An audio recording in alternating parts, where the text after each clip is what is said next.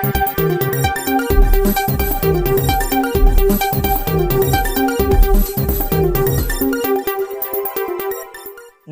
મિત્રો, અમારી ચેનલમાં તમારું સ્વાગત છે। અમેરિકાના ત્યારે મિસોરી રાજ્યમાં એક રવિવારે સવારે એક મોટો વિમાન અકસ્માત સર્જાયો છે।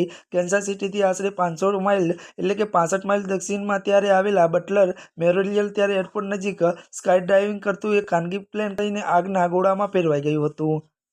વધુમાં વાત કરીએ તો આ ભયાનક અકસ્માતમાં પ્લેનમાં સવાર તમામ મુસાફરો ત્યારે 12 જેટલા મુસાફરોના ઘટના સ્થળે જ મોત નીપજ્યા છે। જ્યારે ન્યૂઝ એજન્સીના અહેવાલ મુજબ આ દુર્ઘટના સ્થાનિક સમય અનુસાર રવિવારે સવારે લગભગ 11:30 વાગે બની હતી। મળતી વિગતો અનુસાર વધુ આપને એ પણ જણાવી દઈએ કે વાત કરવામાં આવે તો આ દુર્ઘટના અંગે 911 ઇમરજન્સી લાઇન પર પ્લેન આગની લપેટ વચ્ચે તૂટી પડ્યું હોવાની માહિતી મળતા જ મિસોરી હાઈવે પેટ્રોલ, બટલર પોલીસ વિભાગ અને બેટ કાઉન્ટી શેરીફ ઓફિસ સહિતની અનેક બચાવ ટીમો એજન્સીઓ તાત્કાલિક ઘટના સ્થળે દોડી ગઈ હતી।